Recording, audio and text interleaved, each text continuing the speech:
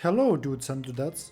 For the last year or two, or three, but who's counting, I've been messing around with Unity in my free time trying to make something.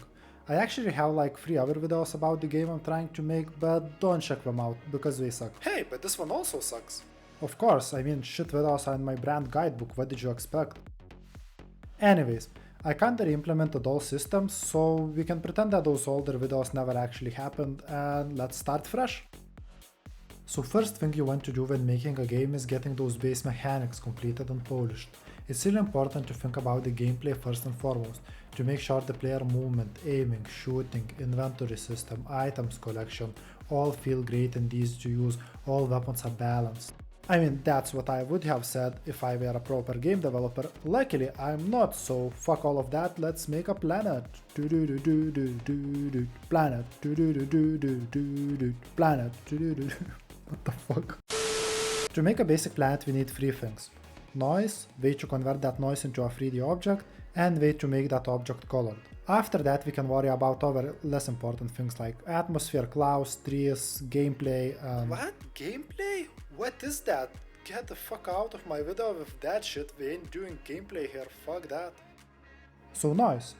Noise is basically some random values we can use to do some random stuff. In a traditional sense, noise looks something like this. This type of noise is useless for our application though. What we actually need is some pseudo-random noise like Perlin or Worley or Simplex. There are multiple algorithms to get pseudo-random noise that can be used. Combining these in various ways and applying some math functions to them can give some quite interesting results.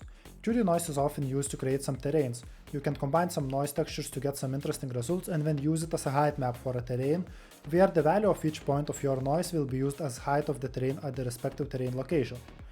Unfortunately, this doesn't really work when you want to make a planet. So why the fuck are you telling us about this? Because I could technically make few 2D planes offset their points using height map, rotate them a bit and stitch them together to form a planet-like object, however, then I would not be able to have caves, hanging cliffs or any underground structures. And that would be boring, so let's skip this random theory nonsense, Jesus. Well, alright then, the proper approach would be mixing some 3D noise to get some volume of numbers, forming some imaginary planet shape. Basically a 3D array with numbers where we could say that any value above a certain threshold is part of the planet and everything else is air. So instead of using 2D height map, we can use 3D density map. I experimented a bit with some Unity asset store assets, some open source Git repositories and some basic math to get some planet-like structure. However, there were 2 issues with my approaches. First, doing anything is hard, especially when it's related to math. And second, performance of my implementation sucked, like really sucked. And performance is important as I want to be able to generate noise while the game is running. Mainly because if we were to generate it all in advance, a single planet's noise could take up gigabytes of space. Like, my game would have to take like 200 gigabytes of storage, like a AAA title, and I'm very far from AAA titles. Although, you know what? Even AAA titles shouldn't take that much space, like fuck you. But when I found something, Fast Noise 2 by Auburn. This system already has tons of noise generators and ways of combining and processing the noise. It has C# wrapper and is easy to use with Unity. And also it comes with something called Noise Tool. Noise Tool allows you to use nodes-like interface to mix different noises together and see a preview of how it all will look like when you actually generate the noise. Once you're done, you can simply export the node tree and use that in Unity to generate noise with the setup you made. And did I mention it's crazy fast? Like crazy fast, like I could never code anything as fast as this. So noise generation was kinda solved, but how do we convert this to an actual planet? Well, firstly a bit of basics. 3D mesh is formed from vertices. To simplify, each vertex is a point in space represented by its coordinates. Additionally, in Unity, and probably most of other 3D engines, vertex has something called normal. Normal describes the direction at which the vertex is pointing. It's kinda like rotation, but not really. If you connect 3 vertices together, you get a triangle. Oh really? Well, thanks for making that clear. I connected my 3 points and couldn't understand why my octagon did not appear on the screen. Thank you for clarifying that 3 points gives you a triangle. Wow, what a useful knowledge. You're welcome. 3D model mesh is a collection of triangles that represent a shape you see on the screen. To get a planet, we need to convert our density map to a 3D mesh. So how do we convert this to an actual mesh? Well, there are multiple ways of doing this, multiple algorithms that we should consider, all with their advantages and disadvantages. We could use wave function collapse, transvoxel, miracle gen, quantum tunneling, Oppenheimer movie is overrated, skeletonization, and so on. However, most often used techniques are either placing a cube everywhere where point is dense enough, and that would give you Minecraft-like world generation, or using something called marching cubes. I decided to go with marching cubes because I don't want Minecraft-like planets. I could use something else like transvoxel, however, marching cubes are more widely used and I want something that's used everywhere so it would be easier for me to steal the implementation, find references. Marching cubes is quite a popular algorithm used when converting density map to a 3D mesh. Basically, if we have a 3D grid of points, we just take 8 of them forming a cube, then we check each of these points and decide whether it represents ground or air by checking if it's dense enough. Its value is higher than some predefined threshold. We want to draw a mesh in a way that would cover the ground. So how do we make our algorithm do that? We don't. We ourselves decide how to draw a mesh for each of these combinations. There is a finite number of combinations of these 8 points being ground or air, 2 to the power of 8 to be exact. Most of them are rotated or mirrored versions of one another, so in reality there are only 16 unique cases. We give each cube corner an index, when each edge is represented by 2 indices and each of our triangles connect 3 edges. We can create a 2D array containing combinations of corners that make up each of our 12 edges. So now when we are thinking of how we can handle each possible combination of 8 points cube, we can denote triangles we will need to draw using 3 coordinates of this array, 3 edges we need to connect to make a triangle. Once we figure out triangle configurations for each possible cube points combination, we store them in an array. Note that even though there's only 15 unique combinations, we are storing all 256 of them. That's because it's easier for us to store all of them than it is to figure out proper rotation and flip axis later. However, we can't store them at random positions as we will need to be able to easily find them based on a combination of ground and air points in the current cube we are checking. So we take each cube and go through its corner points, marking zeros for the ones that are air and ones for the ones that are ground. The order in which we do this doesn't really matter as long as it's consistent between all the cubes and later in our implementation that finds the correct cube. After that, we will have a list of ones and zeros for each of our cubes.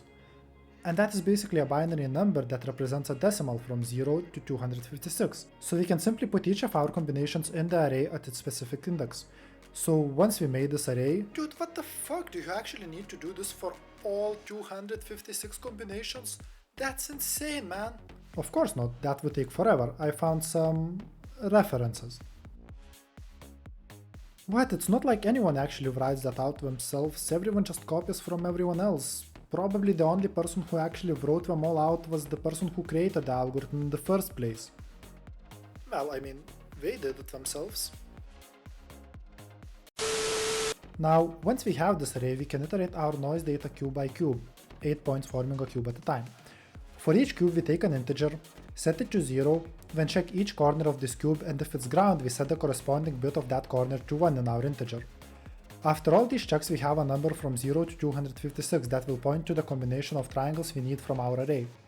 Once we have the combination, we need to calculate the position of where we want to place our vertex. To do that, we take the coordinates from the array of noise for both corners that form the edge where we want to put our vertex, and multiply them by the amount of space we want each cube to take. Smaller amount of space allows us to produce higher resolution shapes, but requires more points.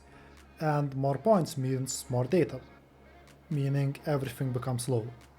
So I settled with 0.6 for now.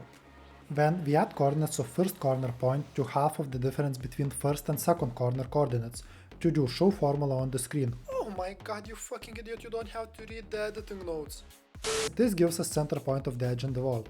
To make mesh smoother, instead of taking half of the difference, we can actually calculate how close the vertex should be to the first corner based on the noise density for both corners using this formula. It's basically linear interpolation. Once we have a coordinate for our vertex, we need to calculate its normal. We could just ignore this part and allow Unity to calculate normals for us, but we will be splitting our plant into chunks, and Unity's calculated normals can sometimes cause some lighting issues at the edges of the chunks. More about chunks later. So we calculate normals of our vertex by mixing normals of the cube corners forming the edge at which the vertex lies. To get normal of corner of the cube, we take point next to our corner for each axis and subtract them from one another. Why does this work?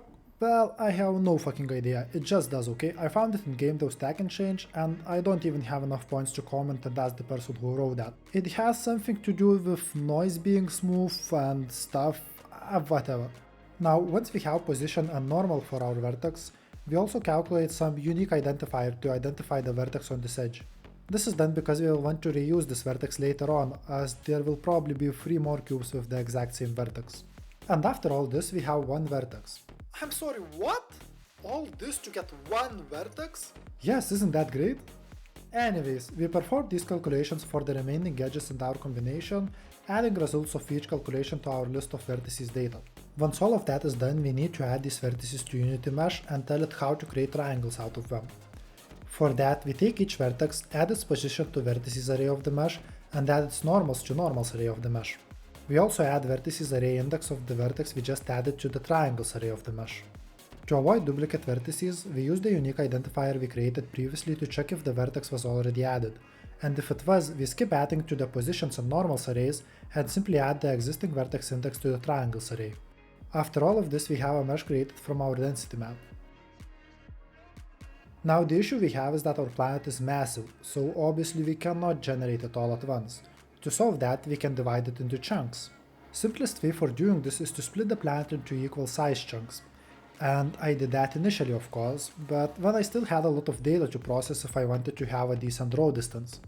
Also, when using equal size chunks, if you're not generating at least half of the planet at once, it looks weird when you look at the planet from space. So instead we can implement an algorithm called quadtree, where we have low resolution planet chunk and split it into 8 pieces, each taking octal of the space.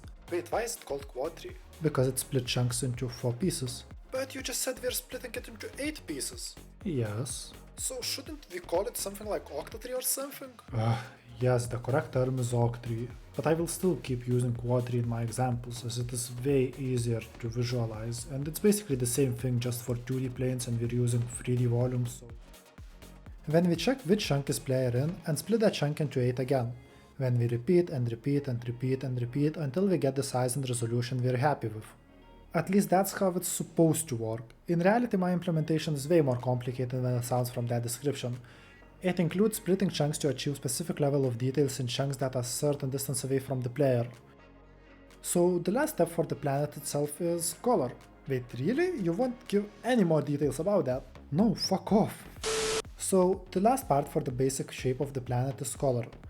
Remember that part where I said don't watch my previous videos? But don't check them out, because they suck. Well, yeah, I'm just taking the planet material from them as I'm not in a mood of remaking it at the moment. I still need quite some work to make it look better, and I already did quite a lot of work before recording this video. However, this video is already too long and took me forever to edit, so see you in the next one.